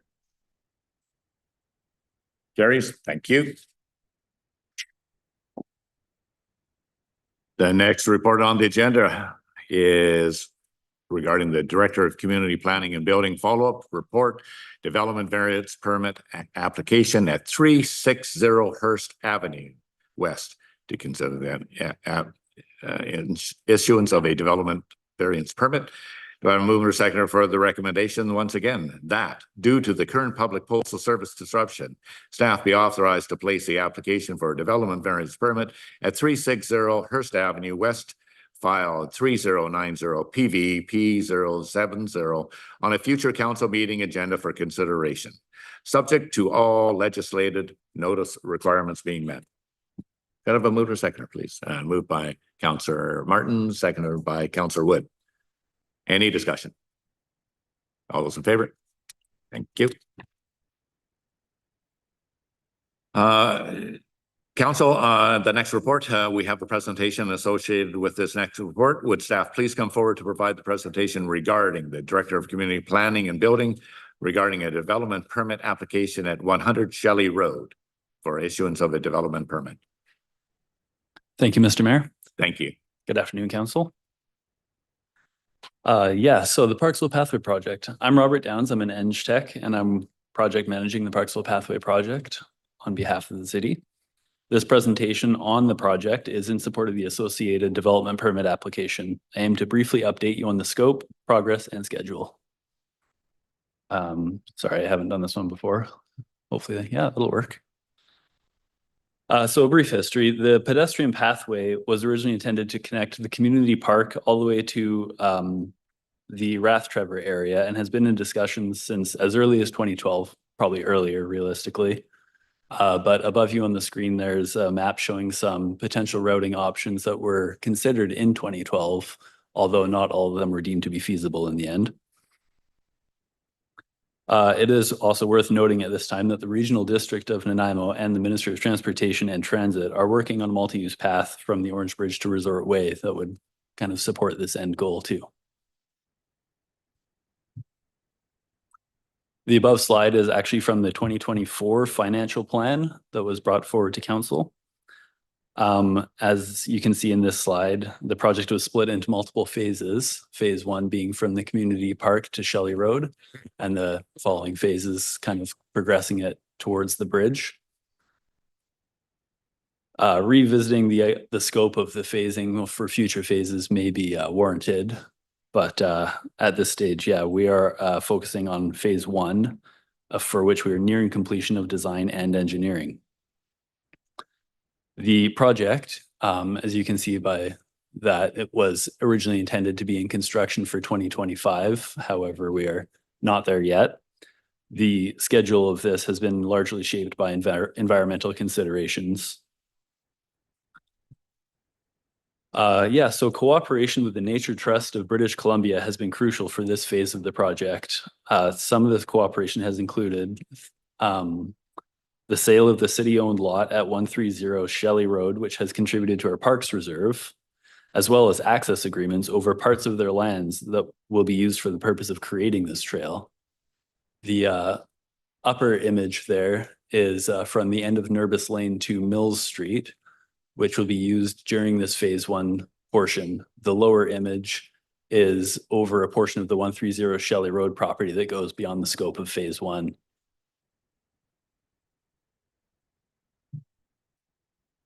So as an overview, this phase will include a little over 1 kilometer of accessible pathway connecting the community park to the north end of Shelley Road, where there's an existing trailhead for the estuary property. Pathway materials will include accessible cart path, aluminum boardwalks, and paved surfaces in urban areas. From Nurbis to Mills will be within an SRW over the Nature Trust property, as discussed in the previous slide. From Mills to Shelley will include some relocation out of the Nature Trust land to stay within existing city right-of-way. A brief overview of the existing conditions that we can see today in the area. It varies a fair amount over the course of the kilometer, but the urban areas include scenery such as this on Nurbis Lane. There's areas of well-used pathway that does not currently meet any sort of accessibility guidelines. And there's areas that become entirely overgrown seasonally, or probably most of the year, realistically, looking at that.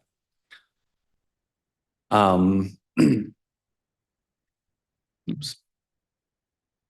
As an overview to what we're trying to achieve here, the goal of the pathway is to provide accessible access while balancing environmental stewardship. This means low impact permeable construction. The majority of this pathway will be 2 to 3 meters wide, accessible cart path surfacing with intermittent split rail fencing to dissuade new paths being created into naturalized areas. Boardwalk will be used over environmentally sensitive areas. Aluminum was ultimately chosen after weighing some alternatives. The helical steel piles that support it do not require excavation of post holes. Fiberglass mesh for the walking surface allows light through, which supports the ecosystem beneath, and is cost effective in the end, both in installation and life cycle cost. Where the pathway interfaces with roads on Nerbus Lane and Corefield, we're ultimately going to have painted shoulders, slightly different treatment on Corefield versus Nerbus due to the amount of traffic, vehicle traffic, and interface between pedestrians and cars. On Corefield, we are expecting a new crosswalk to connect the path to the community park. So this project has required a high level of environmental planning due to the proximity of water and other wildlife habitat. Early this year, we went through the process with our consultant of developing an environmental overview assessment. This was done early in the design to have a high level look at the site, impacts, and permitting pathways, which informed us how to proceed with the design. As the design neared completion, this was then progressed into an environmental impact assessment, which takes a further detailed look at it, at the design considerations, impacts, and permitting again, which helps to again finalize the design, a bit of back and forth between environmental and design work. And finally, an environmental management plan was created, which provides concrete direction on environmental requirements during construction.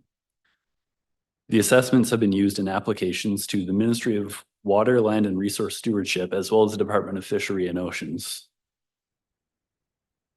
We've recently also received from our consultant an issued for tender design package, which has included geotechnical components, structural components, the overall pathway design, as well as tender documents, which will be used in procurement. So for funding, the estimated phase 1 construction cost of $1.56 million was approved by council in 2024 and 2025 financial plan. About 75% of this is expected to come from DCCs, with the remainder in reserves and grants if that pans out nicely for us. We have grant application open with the Housing Infrastructure and Community Canada Active Transportation Fund, which was submitted early in 2025, results still pending. That one can take a while, I'm told. And further, there's the ICBC Road Improvement Program, which we have an application for. That funding would only be applicable over the portions where it interfaces with roadways.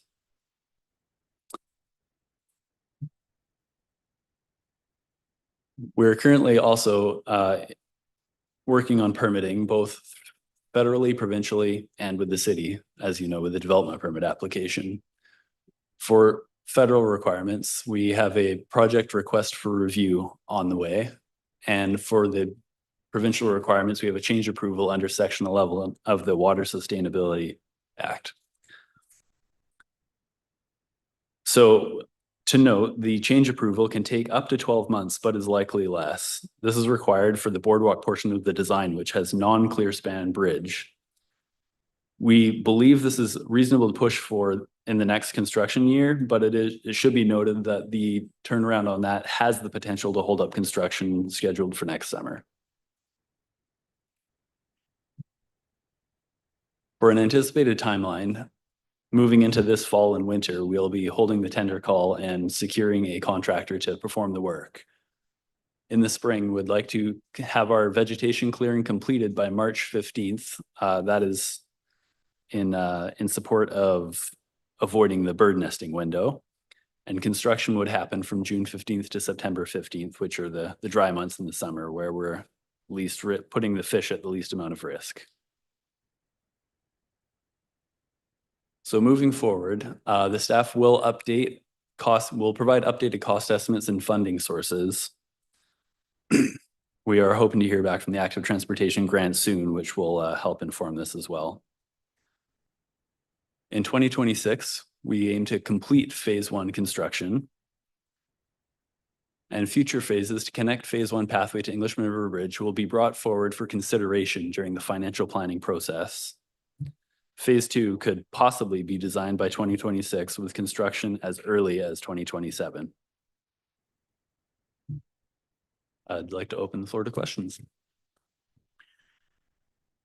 Thank you so much for your presentation and a lot of moving pieces. Wow, this is, as you say, it's gone back so many years for us, even when it was first considered. So thank you for taking this, but now I really appreciate you explaining all the permits and everything that you've done. You've done everything right, but sometimes those things take so long to get all the proper approvals, and you're going it in a very environmentally sensitive manner, which I'm very appreciative of. My question has to do with the phasing and so forth. Is the phase 1 going from Nervous to Shelley or Nervous to Mills?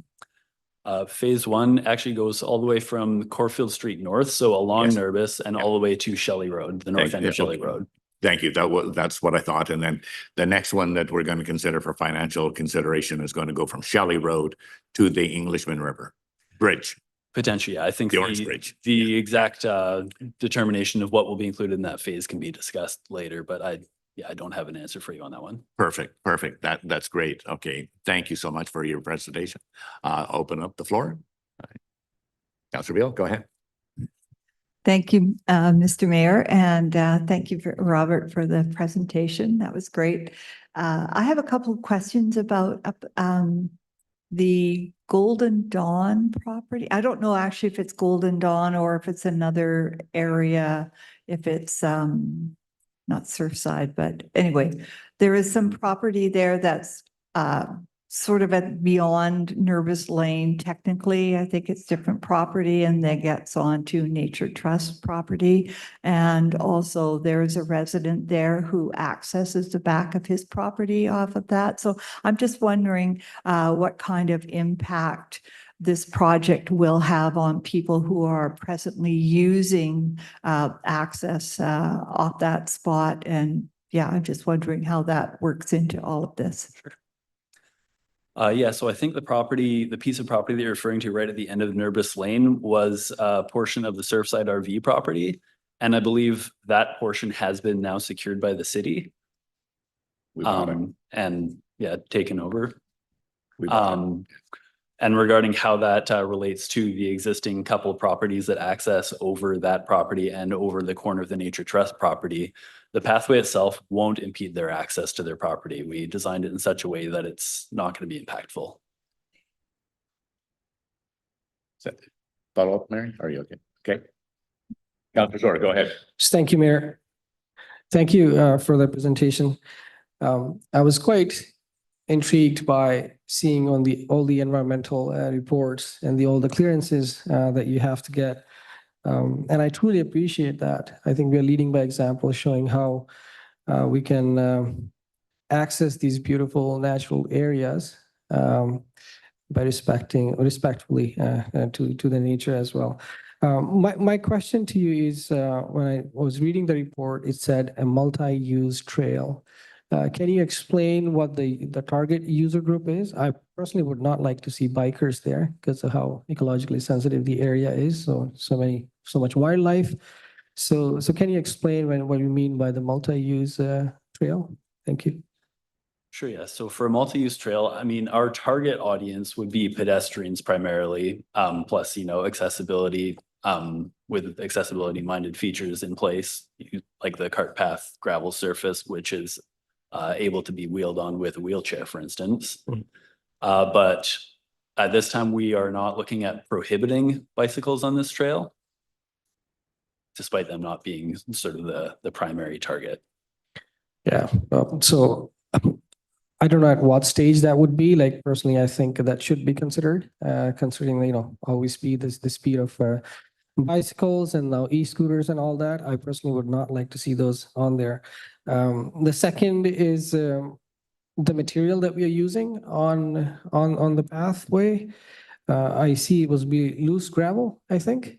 Have you looked at perhaps other like wood chips, whatnot, that kind of go with the ambience of the natural areas? Just, I don't know, just something that's even more like like more natural looking, rather than this aluminum and concrete little chips. Please, thank you. Yeah, so on that topic, I guess that goes back to the balancing between accessibility and environmental considerations. The cart path gravel path is kind of the permeable version of something that is wheelchair friendly. So it would be hard to back away too far from that. I think wood chips wouldn't quite fit the accessibility requirements. Councilor Martin, go ahead. Thank you, Mr. Mayor. And Robert, thank you for this. This is a long time coming, and I know, is the intention to be connected then eventually to go to Raft Trevor? Is that the goal?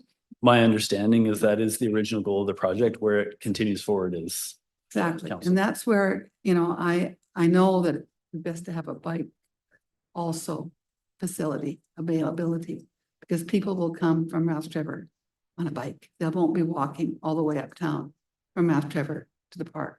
So there will be some bike traffic, and I have been supportive of this for a long time because of the children and the activities of these people that are visiting us. They don't know the roads and the danger.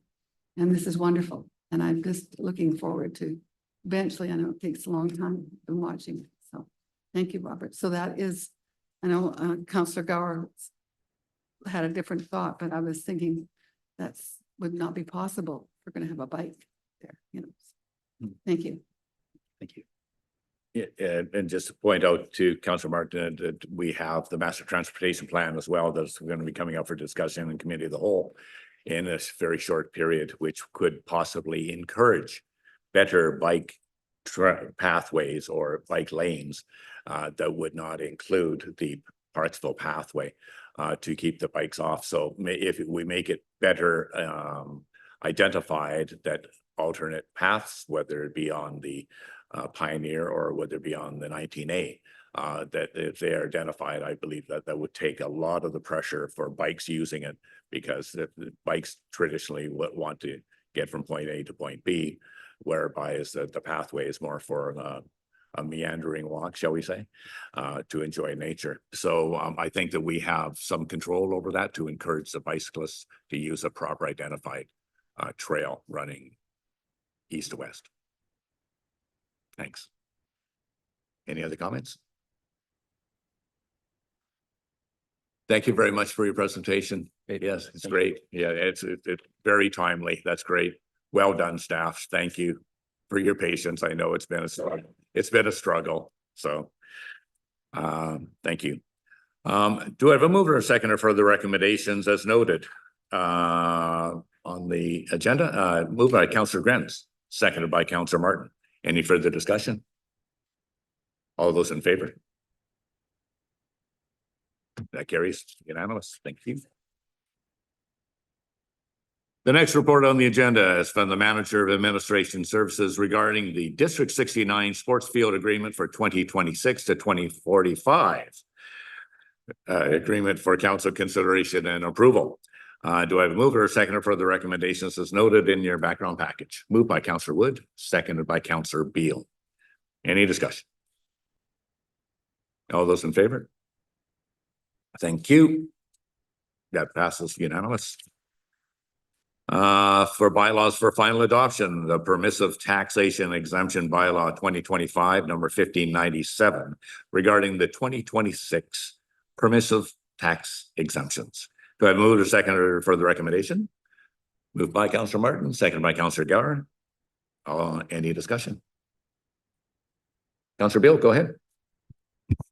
Thank you, Mr. Mayor. I just have a question and my apologies. I'd meant to contact staff prior to this meeting to get the answer of this question. But when reading this over, I see that the churches in the area will be receiving a roughly 70% tax exemption, I believe, or that's a permissive tax exemption. And I understood in the past that it was 100%, and I thought that was mandated. No?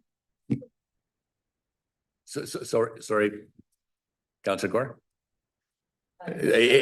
Councillor Gore? Yes. No. Councillor Beal has the microphone. Okay, thank you. Councillor Beal, do you have a question to ask of staff? Yeah, I was just curious if that had changed over time, and really it was just to know about that. Thank you. Sure. CAO Kaler, could you answer that, please? Thank you. Through the mayor to council. So there's basically two areas. So the places of worship are statutorily exempt. So the church area, like the core function of the church area, is exempt automatically.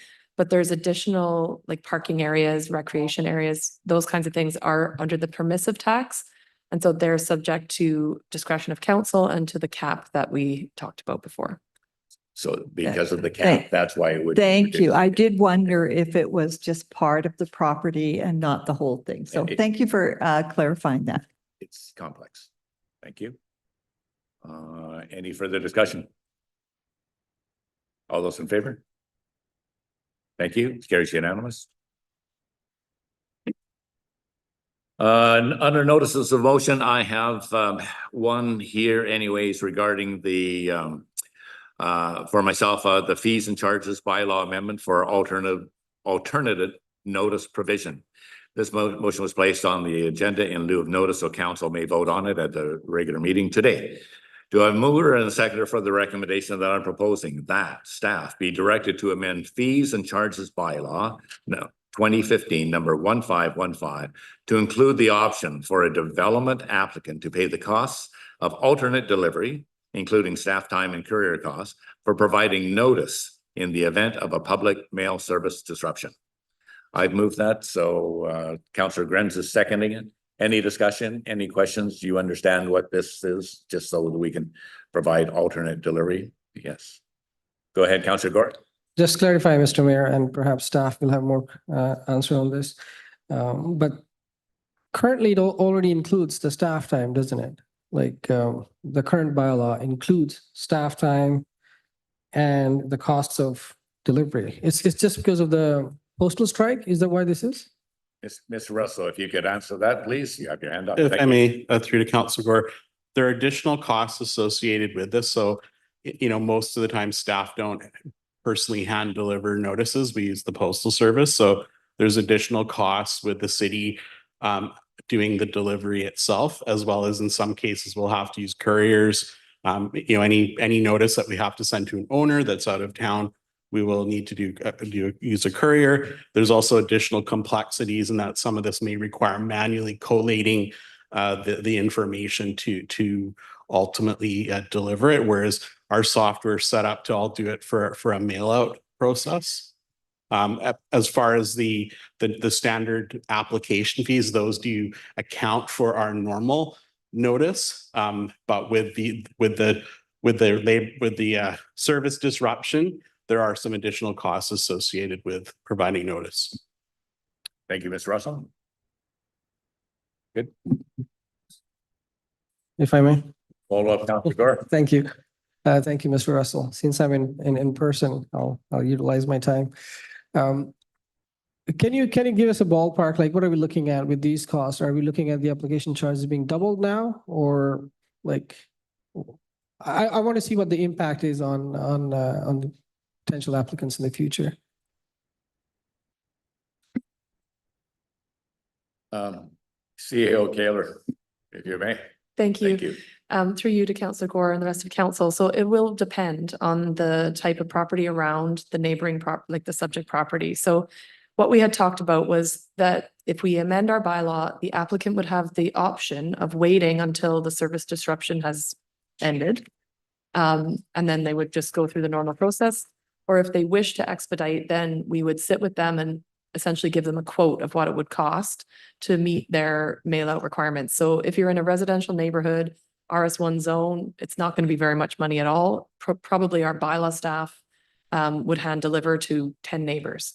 But if you're in a multifamily zone with apartments next door that have tenants and owners, probably multiple owners and multiple owners outside of town, it could be up to 100 or 150 people that need to get some kind of notice.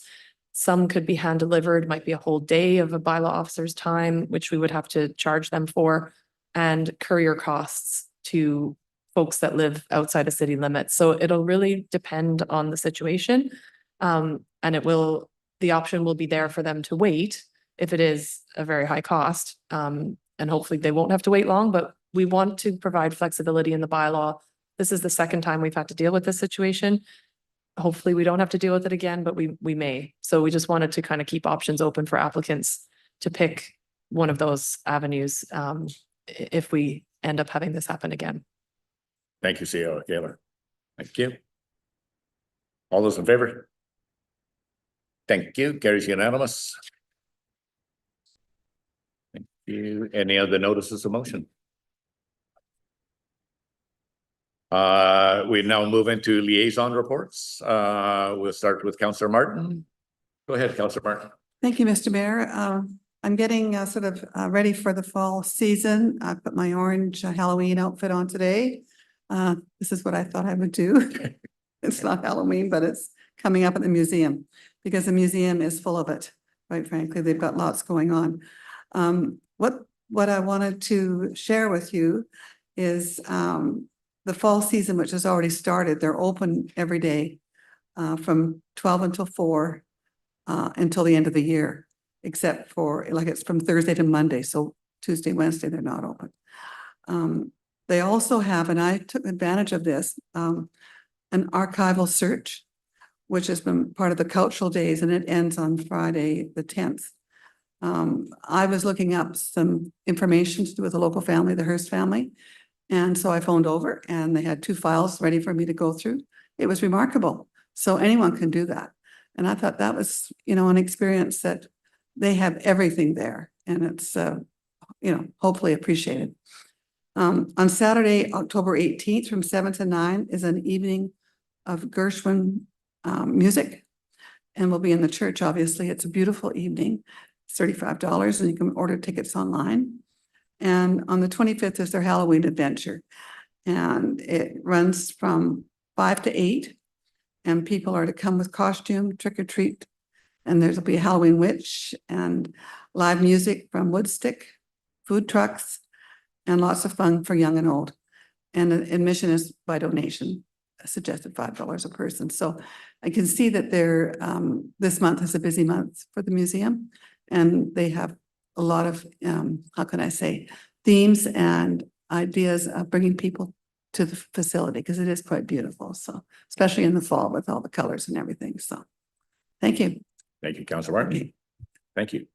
Any questions, Councillor Martin, about the museum? No. Thank you. Councillor Beal, go ahead. Thank you, Mr. Mayor. I'd like to report out for Vancouver Island Regional Library for the board.